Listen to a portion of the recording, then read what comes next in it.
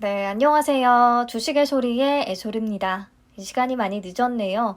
제가 며칠 전에 장마감 시황 영상에서 외국인과 기관의 순매수 상위 종목들 살펴보면서 배당주들이 벌써부터 눈에 좀 띄는 것 같다. 단기 배당주를 미리 좀 체크해보면 좋겠다라는 얘기를 했었는데 기억하실까요?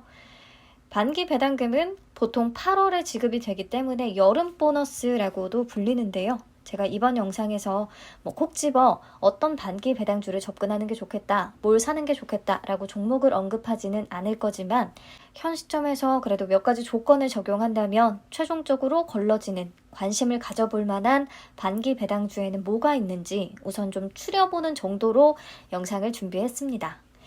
우선 중간 배당금 관련 주요 일정부터 체크하고 시작할게요. 배당 기준일은 6월 30일이 되겠습니다. 배당 확정은 이 배당 기준일로부터 45일 이내에 이사회 결의를 통해 확정이 되고요. 이사회 결의일로부터 20일 이내에 배당금을 지급하게 되어 있습니다. 그래서 보통 8월 중으로 지급이 돼요. 그렇다면 우리가 중간 배당금을 노리고 주식을 매수한다면 언제까지 해당 주식을 사야 할까요? 네, 배당 기준일이 6월 30일이니까 30일 기준 이 회사의 주주가 되어 있어야 된다는 뜻이죠. 그래서 6월 28일까지는 매수를 하셔야 합니다. T+2일 결제니까요. 즉 6월 29일에는 해당 주식을 매수해도 중간 배당을 받을 권리가 없습니다. 바로 배당 락일이 되겠죠. 배당 락일에는 보통 이런 이유로 주가가 하락합니다. 그렇기 때문에 그 이전에 미리 사놔야 배당 락일 주가 하락으로 인한 손실을 좀 피할 수가 있어요.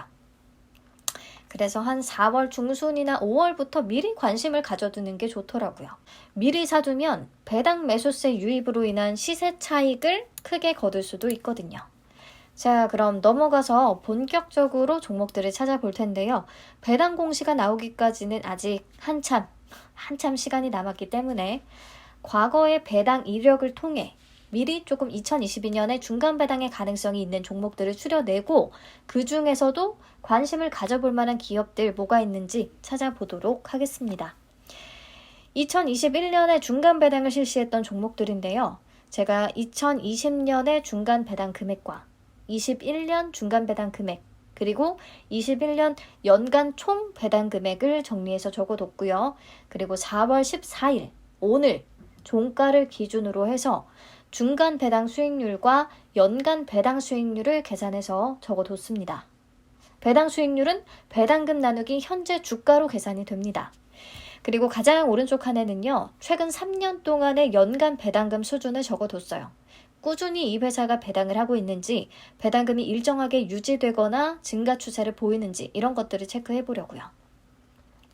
아무튼 지금 보고 계신 게 1페이지고요. 2페이지 있고 그리고 종목명이 빨간 글씨로 쓰여 있는 것들은 분기 배당 종목입니다. 1년에 4번 배당을 하는 종목들이요. 아무튼 화면 왼쪽 위에 제가 번호를 적어뒀으니까 페이지 빠뜨리지 마시고 쑥 훑어보시면 되겠고요.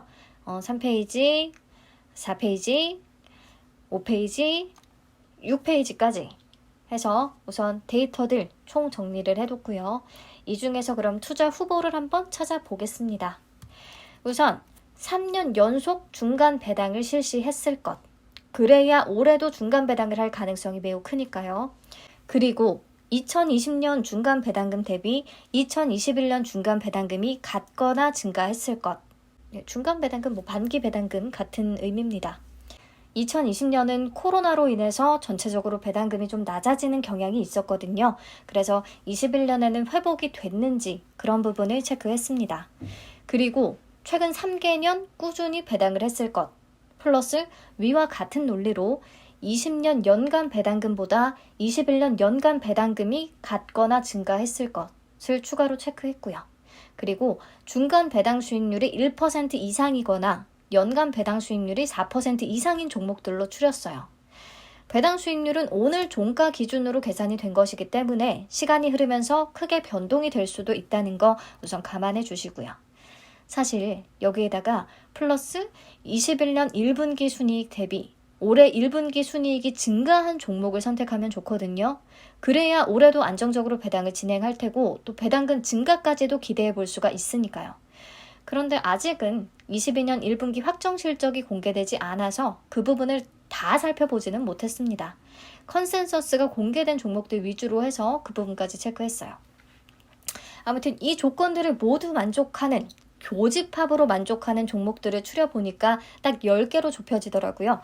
리드코프, 크레버스, 삼양옵틱스, 하나금융지주, 포스코홀딩스, 진양홀딩스, 쌍용 C&E, 위닉스, 사마왕관, KPX 케미칼.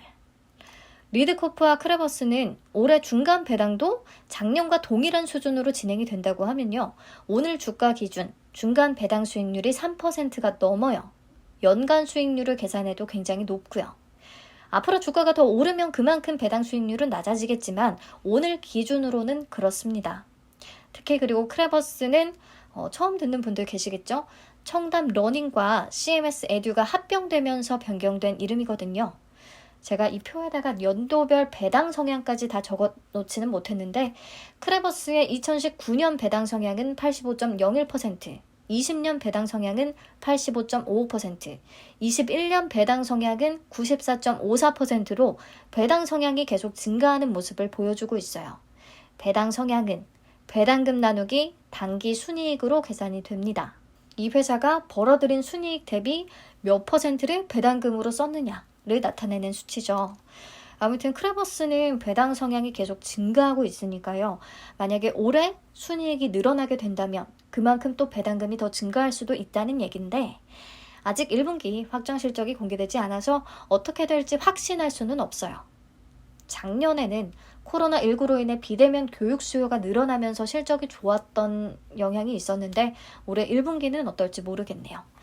아무튼 그 밖에 다른 종목들도 추가적인 정보 찾아보시면 좋겠습니다.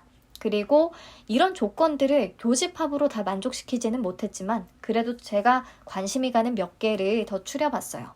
우선 HD 현대중공업 지주입니다. 밑에 칸에 관심 가는 이유를 적어뒀거든요.